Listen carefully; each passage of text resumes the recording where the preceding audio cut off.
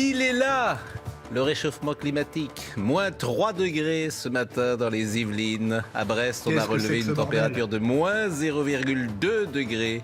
Aucune valeur négative n'avait été observée en plus de 75 ans. Moins 1 degré hier à 3. Attention, sujet sensible. Merci d'être avec nous, Claire Nouvian. Vous êtes membre de Place Publique. Vous êtes écologiste, c'est la première fois que vous venez nous voir. Qu'est-ce que c'est que ce guet-apens? Et ça va nous faire d'abord très plaisir que vous soyez avec nous. Le réchauffement climatique, faut pas blaguer avec ça. Faut arrêter de parler de réchauffement, on parle de changement climatique. Changement. On fait déjà le petit ajustement sémantique une fois pour toutes. Vous avez raison. Ouais. Michel Chevalet va nous en parler, moi. Moins 3 degrés ce matin dans les Yvelines. Ouais. Vous connaissez notre émission?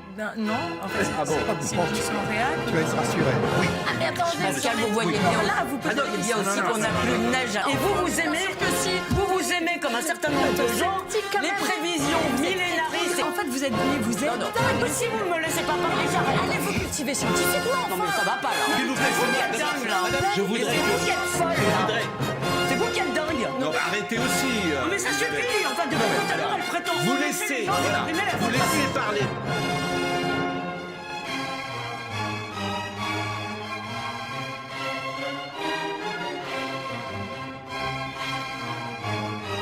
Enfin, les émissions conduisent à une accumulation de CO2 dans l'air à cause de cette très longue durée de vie. Et là, vous voyez la quantité de CO2 dans l'air mesurée en millilitres par mètre cube. On appelle ça des parties par million. Et vous voyez par exemple une expérience qu'on fait qui consiste à avoir des réunions internationales. Alors vous voyez l'effet que ça a sur la variation de la concentration. Ça ne sert à rien. Ici, vous avez une courbe qui vous donne par rapport à il y a un siècle la façon dont la température est en train d'augmenter, enfin même plus d'un siècle, la façon dont la température est en train de se comporter. Alors vous voyez que jusqu'à aujourd'hui, elle a déjà augmenté. Alors on a pris 1 degré, à 1 degré, on a déjà 20 millions d'hectares qui crament en Australie, plus 20 millions d'hectares qui crament en Sibérie, plus 5 millions d'hectares qui crament en Californie, enfin non, pour le moment ils sont qu'à 3, qui crament en Californie, plus etc., juste à 1. Hein. Et ce que vous voyez sur ce graphique, c'est qu'en fonction des émissions que nous aurons plus tard, que je vous détaille pas parce que ce n'est pas le sujet, ce que vous voyez surtout, c'est que les 20 prochaines années sont indifférenciées, quel que soit le scénario que nous suivons en termes d'émissions, la trajectoire de température est exactement la même. Ça, c'est la conséquence de la durée de vie du CO2 dans l'atmosphère. Les 20 prochaines années sont déjà écrites du point de vue du climat, quoi que nous fassions sur les émissions. Quoi que nous fassions. Donc à partir du moment où on commence à s'agiter sur la baisse des émissions, on travaille pour dans 20 ans. On est obligé de s'y coller à un moment ou à un autre. Hein.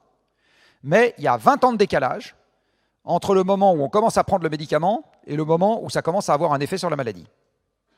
Voilà, c'est ça qu'il faut se dire. Et dans les 20 ans qui nous séparent du moment où ça commence à avoir un effet, de toute façon, les conséquences empirent. Hein, de toute façon.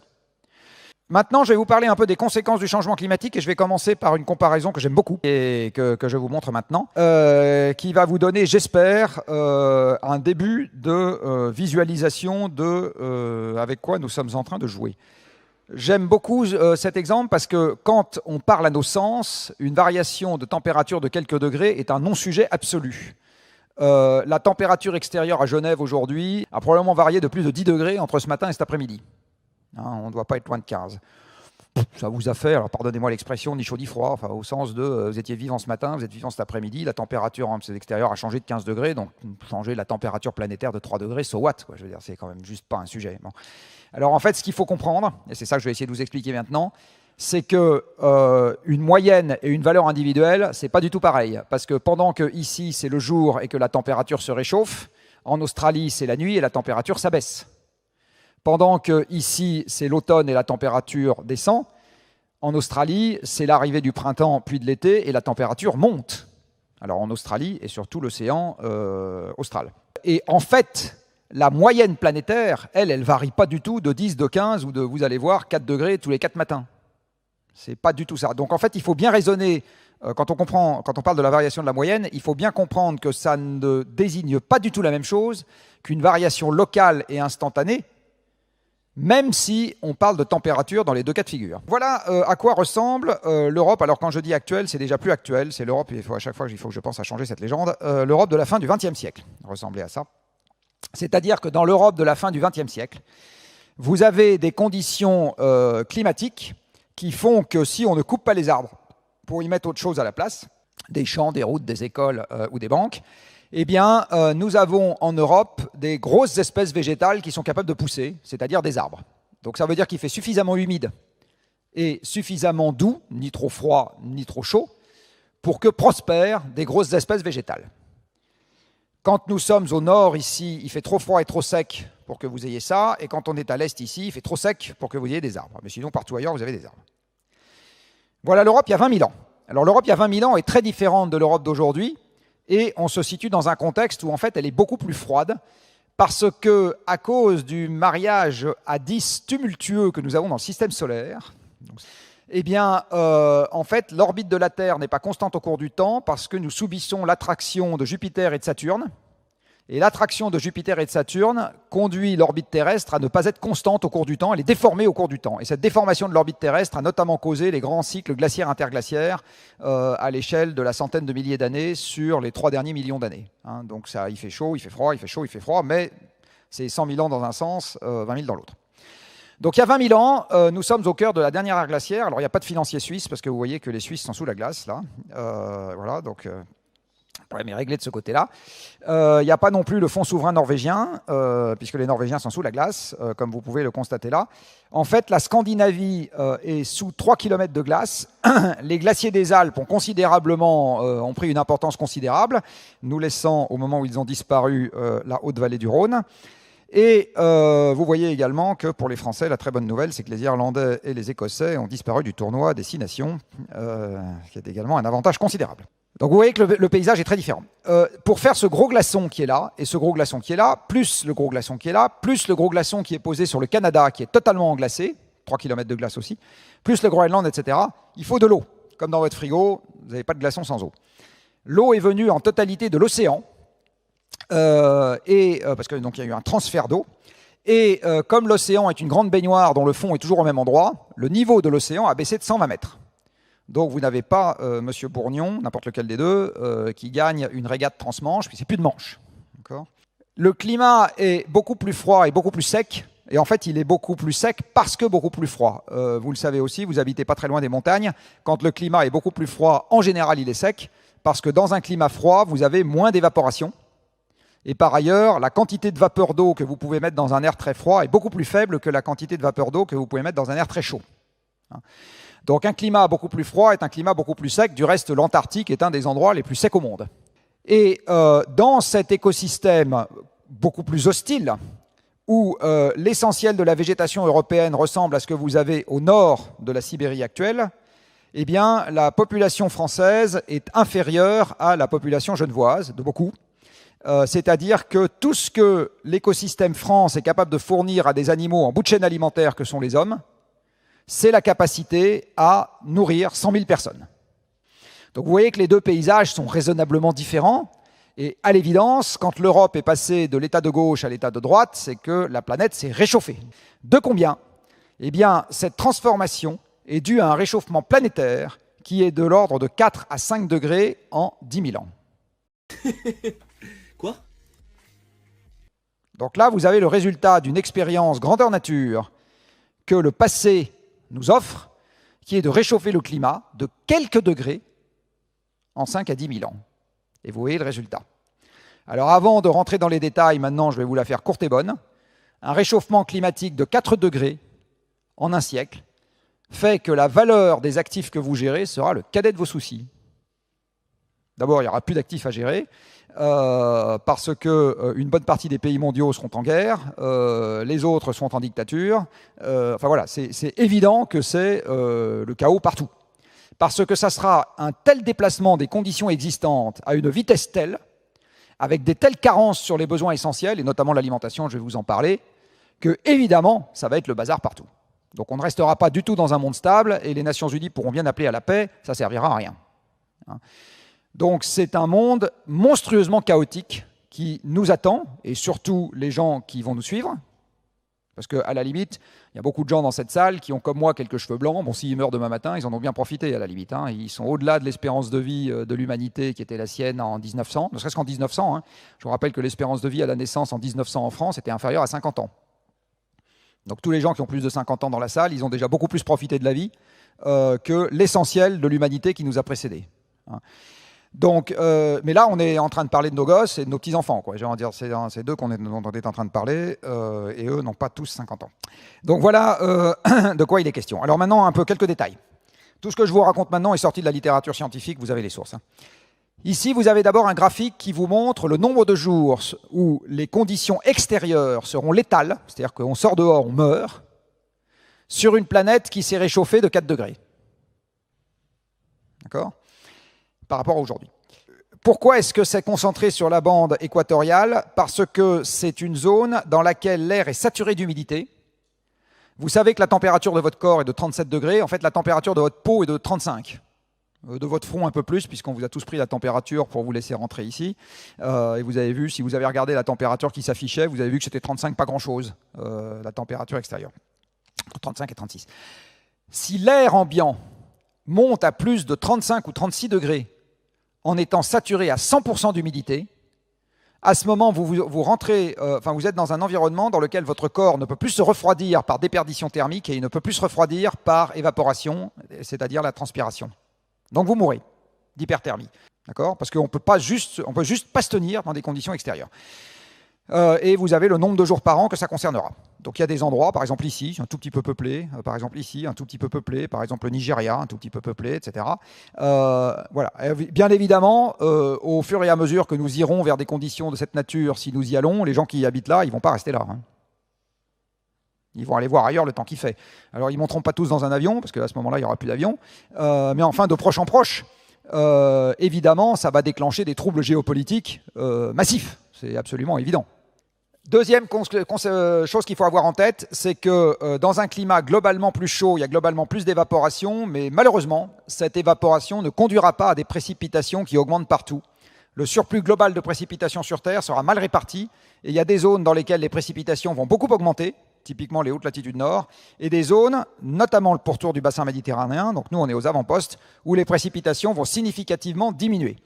En plus du fait que les précipitations diminuent, et vous le constatez probablement si vous allez faire un tour dans la nature pas très loin d'ici, à précipitation constante, si les températures augmentent, l'évaporation augmente et les sols s'assèchent, même si les précipitations ne baissent pas. Et ça, les arbres et les cultures n'aiment pas. Donc ça va mettre sous stress les arbres et les cultures. Et le bassin méditerranéen est particulièrement aux avant-postes, puisque avec un réchauffement de 2 degrés, on a déjà 20% d'assèchement des sols sur le pourtour du bassin méditerranéen. Alors une partie de ce pourtour, c'est tous les pays de la rive sud, qui sont déjà pas autosuffisants sur le plan alimentaire, qui seront, à cause de leur démographie, obligés d'importer de manière croissante tant qu'ils arrivent à nourrir les gens avec des importations. Et puis quand ils commenceront à avoir du mal à faire ça, c'est le printemps arabe empire qui se redéclenchera. C'est exactement ça qui va se passer. Donc les millions de réfugiés en Europe, c'est marrant parce que je suis passé juste avant à une émission de radio, on m'a demandé ce que je pensais de la votation qui allait être proposée aux Suisses sur l'immigration. Alors ma réponse a été, la pression extérieure va augmenter de toute façon à cause de ce problème-là et d'autres problèmes, et si vous voulez être bien protégé contre l'immigration, il est plus urgent d'aller mettre beaucoup de pognon dans les pays qui ont de l'émigration possible à vous proposer, plutôt que de penser que vous allez vous barricader ici, parce que ça résistera qu'un temps, quoi. Là, vous avez l'évolution de l'humidité des sols et du coup l'évolution des rendements agricoles derrière. Et je vais aller directement à ce graphique qui date d'il y a un an plus ou moins, qui vient du GIEC et qui vous dit qu'à partir de 2,5 degrés à 3 degrés d'élévation de température, vous avez de l'insécurité alimentaire qui commence à se généraliser sur la planète. Alors tous ceux d'entre vous qui ont lu leur cours d'histoire attentivement se rappelleront que l'insécurité alimentaire est le premier ferment d'instabilité politique. À partir du moment où les gens n'ont pas à bouffer, ils se révoltent. Ça marche très très bien. Nous, on a coupé la tête de notre roi. On le regrette un peu maintenant parce qu'on n'a personne à mettre dans le gala. On est obligé d'élire un président pour ça. Alors quelque chose que j'ai oublié de dire aussi, mais que je vais vous dire tout de suite. Dans le monde économique en particulier, dans le monde économique en particulier, on a tendance à être, à être trompé par les raisonnements linéaires. Une action me coûte 100 €, donc 2 actions me coûtent 200 €. D'accord ? Et on transpose ces raisonnements linéaires au monde physique qui, lui, n'est pas linéaire. Donc, beaucoup de gens se disent 2 degrés, c'est 2 fois plus grave que 1 degré. Je vais prendre un exemple qui est votre propre corps. De temps en temps, il arrive à votre propre corps de connaître une élévation de température. Ça s'appelle avoir de la fièvre. Alors, si vous avez une élévation de température de 1 degré, vous êtes un peu mal foutu, Bon, c'est pas trop grave. Si vous êtes très motivé, vous viendrez même ici parce que les petits fours sont bons. Si vous avez une élévation de température de 5 degrés, vous n'allez pas rater 5 cocktails, vous êtes mort. Donc votre corps, qui est un système parfaitement non linéaire, vous voyez bien que les conséquences ne sont pas une fonction linéaire de l'élévation de température. Les conséquences augmentent beaucoup plus vite que l'élévation de température. Eh bien, pour la planète, c'est exactement pareil. Donc 2 degrés, ce n'est pas 2 fois plus grave que 1 degré, c'est probablement 50 fois plus grave que 1 degré.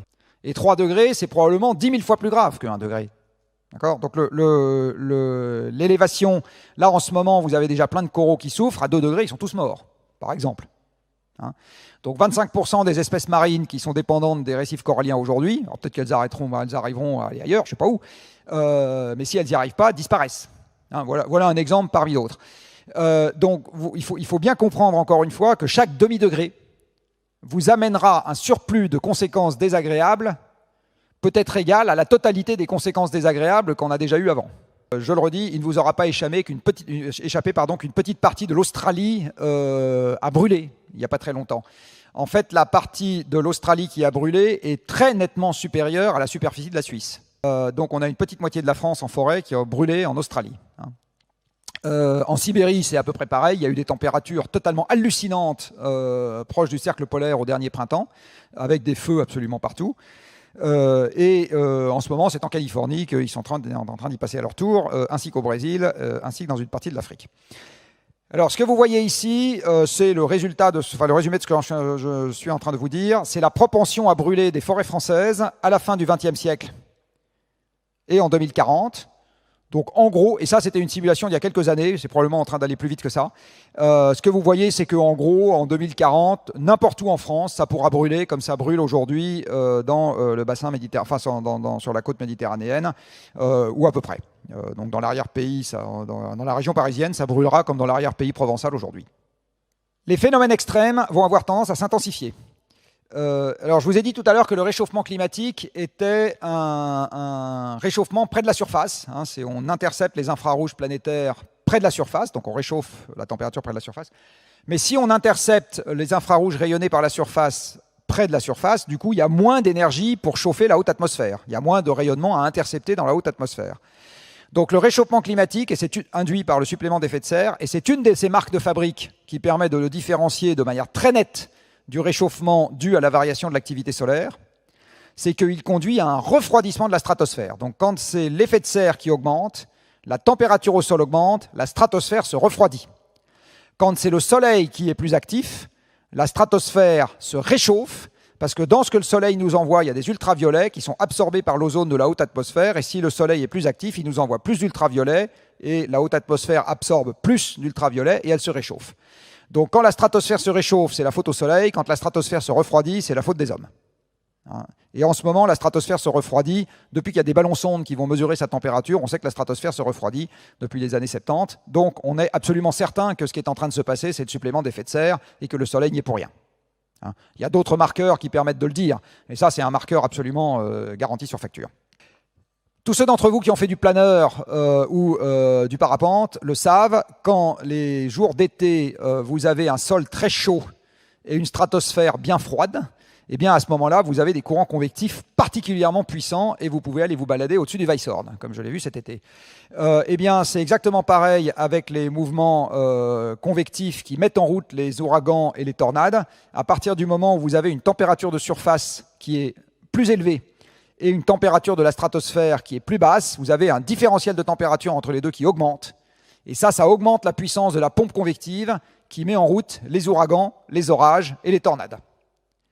Donc, la logique veut que les phénomènes extrêmes soient amenés à s'intensifier.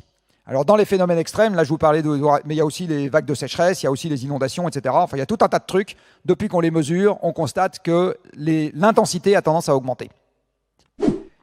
Le Groenland a commencé à fondre. Et à partir de maintenant, il va continuer à fondre, quoi qu'on fasse. Parce que les processus la fonte du Groenland crée des tas de processus d'amplification de sa propre fonte. Le premier processus d'amplification, c'est qu'à la surface du Groenland, amené par le vent, vous avez des poussières. Quand la neige fond, les poussières se concentrent, parce que les poussières ne fondent pas. Ça rend la surface plus sombre. et donc elle absorbe plus de rayonnement solaire, et donc elle fond encore plus. Le deuxième processus, c'est que si c'est la surface qui fond, quand la surface fond, l'altitude de la calotte baisse, parce que vous avez un peu moins en surface, et vous savez bien que quand l'altitude baisse, la température ambiante augmente. Donc ça fond encore plus vite. Et enfin, il y a un troisième processus qui amplifie la fonte, c'est la fonte de la banquise.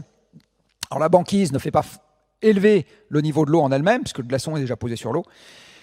Mais par contre, si vous faites fondre la banquise, vous remplacez une surface très réfléchissante, qui est la glace, par une surface très absorbante, qui est l'eau océanique.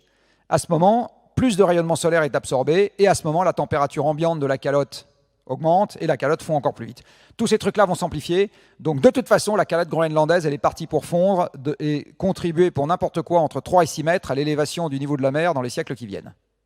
De toute façon, ça, le coup est parti. Et il y a probablement un processus identique qui est en train de se mettre en place sur la calotte antarctique de l'Ouest. Alors la calotte antarctique de l'Ouest, c'est cette partie-là. Il n'y a pas vraiment d'Ouest en Antarctique, hein, puisqu'on est centré sur le pôle Sud. Mais cette partie-là, il y a un certain nombre de signaux assez inquiétants qui montrent que les glaciers sont en train de fluer beaucoup plus rapidement vers la mer. Cette calotte est posée pour l'essentiel, comme une bonne partie de celle-là aussi, mais sur un socle rocheux qui est sous-marin. Et donc, ça peut être également attaqué par la mer par en dessous, quand elle se réchauffe. Enfin, bon, bref, il y a tout un tas de processus qui, là aussi, s'amplifient les uns les autres. Et il y a un vrai risque que ce truc-là se désagrège et contribue pour 6 mètres d'élévation du niveau de la mer dans les siècles qui viennent. 6 plus 3, ça fait 9. Plus la dilatation, et ben, ma foi, dans quelques siècles, on pourrait avoir le nord de l'Europe qui ressemble à ça. Alors bon, vous me direz, les Suisses, on s'en fout. Nous, notre littoral maritime est réduit à une expression assez simple. Je le redis, si ça se passe en Europe du Nord, je ne pense pas que la Suisse restera indemne des conséquences qu'il y aura en Europe au sens large. Alors c'est pour dans longtemps, enfin on pense que c'est pour dans longtemps. Cela étant, il y a des conséquences très amples comme ça dont le doigt sur la gâchette est en ce moment. À fin 2018, l'espèce humaine avait rajouté 2250 milliards de tonnes de CO2 dans l'atmosphère. Et donc, nous avons déjà signé pour 1,5 degré de réchauffement. Dit autrement, si j'arrête les émissions demain matin, de toute façon, la planète se réchauffera de 1,5 degré. Donc, quand ou Madame Hidalgo ou n'importe laquelle ou lequel de ses collègues dit on va réussir à limiter le réchauffement climatique à 1,5 degré, c'est pas possible. Pour ça, il faut tuer tout le monde et ne plus rien émettre à partir de la semaine prochaine. D'accord ? Donc les 1,5 degrés, parfois avancés dans des discours politiques, physiquement, ils sont morts. C'est terminé. D'accord ? Ils sont morts. C'est fini. Les 1,5 degrés, on va se les prendre de toute façon dans les 20 ans qui viennent, quoi qu'on fasse. Même si on arrêtait d'émettre demain matin. Si on veut se limiter à 2 degrés, ce qui se trouve aussi dans les discours de Madame Hidalgo, eh bien, à ce moment, il faut que l'espèce humaine, donc pas juste les Parisiens, se limite à 3000 milliards de tonnes de CO2, dont 2250 ont déjà été émises. D'accord ? Donc vous êtes allé au casino, vous aviez 3000 €, vous en avez déjà paumé 2250. Vous êtes d'accord avec moi qu'il ne vous en reste plus que 750 à paumer. Hein ? Si je suis cette trajectoire, ça veut dire en particulier, si j'ai une évolution continue sur les émissions, que les émissions planétaires doivent être divisées par 3, je dis bien par 3, d'ici à ce que les gens dans cette salle n'aient même pas mon âge, dans les 30 ans qui viennent. D'accord ? D'ici à ce que vous n'ayez même pas mon âge, il faut que les émissions planétaires soient divisées par 3. Je vais vous le dire maintenant autrement, pour ceux d'entre vous qui sont des rois d'Excel. Si vous demandez à Excel de vous faire la racine 30e d'une division par 3, hein, vous prenez Excel, vous lui demandez 1/3, ça fait combien, la racine 30e ? Et bien Excel va vous dire que ça fait de l'ordre de 0,96 de mémoire, ou 0,95, mettons 0,95. Ce qui veut dire que le fait de tenir les 2 degrés suppose qu'à partir de la semaine prochaine, les émissions planétaires baissent de 5% par an. Donc tous les ans, les émissions doivent être inférieures de 5% à celles de l'année précédente. Or, il se trouve qu'une baisse de 5% des émissions planétaires, c'est ce qu'on aura en 2020 à cause du Covid. Donc il faut un Covid supplémentaire tous les ans. Supplémentaire. Tous les ans. Pour qu'on tienne la limite des 2 degrés. Voilà, c'est ça la promesse politique quand on vous dit on va tenir les 2 degrés. Alors vous comprenez bien que ça va être un peu compliqué à faire avec le consommateur qui reste assis dans son fauteuil et les politiques qui se contentent de faire de grandes déclarations, puis derrière de faire l'exact inverse de ce qu'ils ont dit qu'ils feraient. C'est pas vraiment avec des chèques à Air France et à Renault qu'on va y arriver. Ce qu'ont fait les énergies fossiles, c'est qu'elles ont permis de mettre au travail à notre place, parce qu'avant qu'on ait du gaz, du charbon, du pétrole, on utilisait nos bras, nos jambes, un peu les animaux de trait, un peu le vent dans les voiles pour les bateaux, etc. Et puis avec le gaz, le pétrole, le charbon, on a réussi à mettre au travail des machines à notre place. Maintenant, c'est des machines qui cultivent, c'est des tracteurs qui cultivent dans les champs, et c'est des usines d'engrais qui font les engrais, c'est-à-dire qui font... pardonnez-moi l'expression, la merde du cheval à la place du cheval. Quand vous êtes dans une usine, ce n'est pas les ouvriers qui travaillent. Les ouvriers donnent des ordres à des machines qui font vos vêtements, vos tasses, vos cuillères, vos tables, vos mètres carrés de logement, etc. Et plus on a d'énergie, plus on peut mettre de machines au travail, et donc plus on peut produire par personne. Et c'est très exactement ça qui a été l'essor de la civilisation industrielle pendant les 2 siècles qui viennent de s'écouler. Donc plus d'énergie fossile, c'est plus de transformation, plus de machines qui travaillent. Plus de machines qui travaillent, c'est plus d'objets, donc plus de consommation, donc au sens où on l'entend habituellement, plus de richesse. Et donc, voilà. Donc, mais on appauvrit le patrimoine naturel en même temps. Et donc, si vous faites un compte de patrimoine avec les objets artificiels créés par l'homme et la nature qu'on a reçue gratuitement en héritage, là, le bilan est moins clair. Voilà, vous dites PIB égale CO2, donc s'il y a moins de CO2, bah forcément, il y aura moins de PIB. Hein. Donc, les années de stagnation économique sont devant nous. Dit autrement, la croissance verte, ça n'existe pas pour le Voilà, exactement. Alors, il va falloir quand même changer nos habitudes, parce qu'il y a urgence à réduire les émissions de CO2. Alors, quelques pistes. La voiture électrique qui remplacerait la voiture à explosion, où l'on brûle du pétrole. L'électricité, ça ne pollue pas, ça? Ça dépend comment vous la faites. En France, où on a une électricité qui fait très peu de CO2, puisque en France, vous avez les 3/4 qui viennent du nucléaire, sur lequel on peut dire des tas de choses, on en parlera peut-être après, mais une chose qui est sûre, c'est que ça ne fait pas de CO2. Les panaches blancs qu'on voit au-dessus des grandes tours de refroidissement, c'est juste de la vapeur d'eau. Vous savez ça dès que vous avez une centrale dans laquelle vous avez beaucoup de chaleur. Les centrales à charbon américaines ont les mêmes tours avec les mêmes panaches blancs au-dessus. Donc vous pouvez la faire avec du nucléaire en France, 75%, avec de l'hydroélectricité, 15%, avec de l'éolien, 5%, tout ça ne fait pas de CO2. Il reste un petit quelque chose qui fait du CO2, charbon et gaz.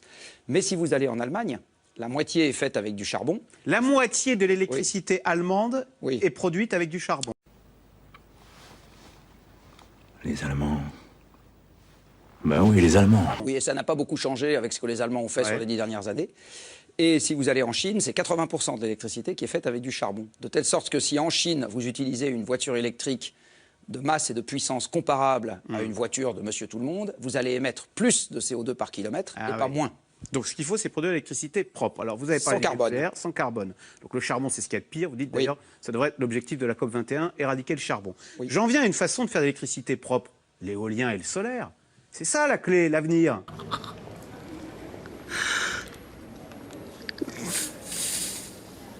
Alors, ça pourrait être l'avenir si ça ne se heurtait pas à un obstacle qui est un obstacle physique.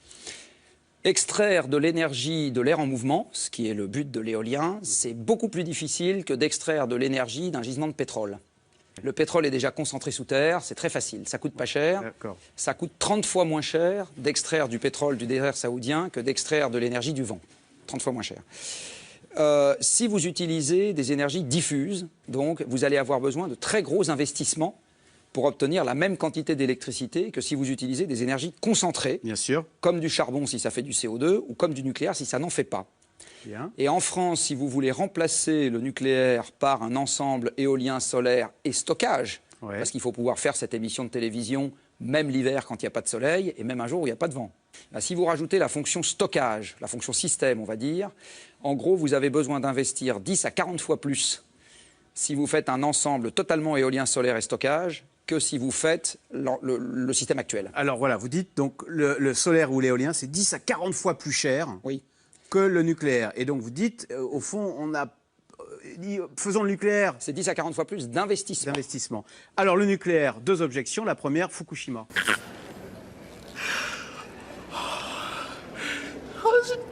C'est rigolo. Alors Fukushima est quelque chose qui a fait très peur et en fait qui n'a pas fait... Pardon, un accident nucléaire, c'est une catastrophe. Je vais y venir. Le charbon tue chaque année 300 000 personnes dans le monde. 300 000 personnes. La ville de Grenoble est éradiquée tous les ans, le charbon. La voiture tue 1 million de personnes par an, tous les ans, dans le monde. La cigarette, c'est du même ordre de grandeur. Fukushima n'a pas fait un mort à cause du surplus de radiation relâché dans l'environnement. Et c'est pas moi qui le dis, c'est les Nations... Fukushima, pas un mort? Non. 0 mort, Fukushima? Non, et c'est les Nations Unies qui le disent. Vous êtes sûr de ça? Ah, je suis sûr, parce que c'est les Nations Unies qui le disent. Vous avez, et j'en parle aussi dans ce livre, un organisme onusien qui s'appelle l'UNSCEAR. Le nom est barbare. Ça veut dire United Nations Scientific Committee on the Effects of Atomic Radiation.